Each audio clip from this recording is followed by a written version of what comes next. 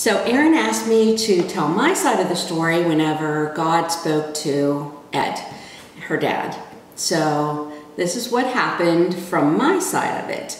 So Dad went out with friends to watch a football game, and I knew that he would probably have too much to drink because that's what he did, and super annoying, but that's how it was.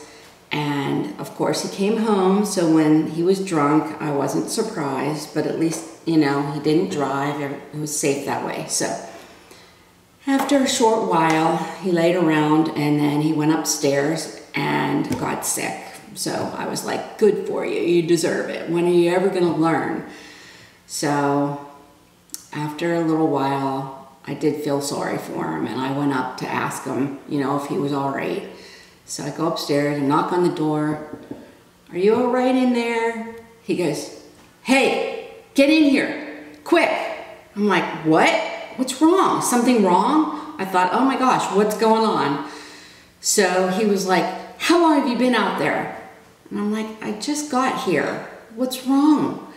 He's like, did you hear anything? I'm like, no, I didn't hear anything. What are you talking about? What's going on?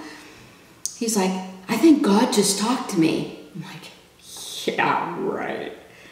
What did he say?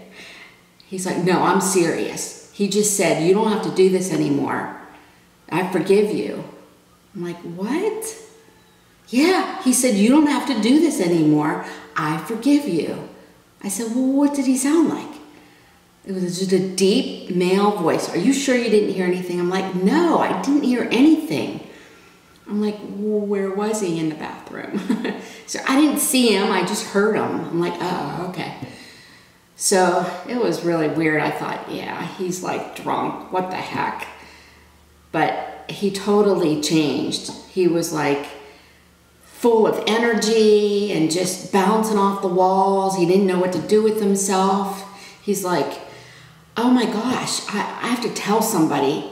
I'm like, well, who do you want to tell? So we decided I had to go return a movie that we had rented. So I'm like, well, do you want to just run behind the car? Because he was so full of energy and didn't know what to do with himself.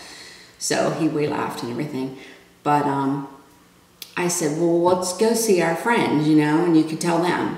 Because I knew they would understand because they were in our small group and, you know, we were in Bible study together. So we went to the first house and told them. We went to a second house and told them. And then we went to John and Maddiella's house.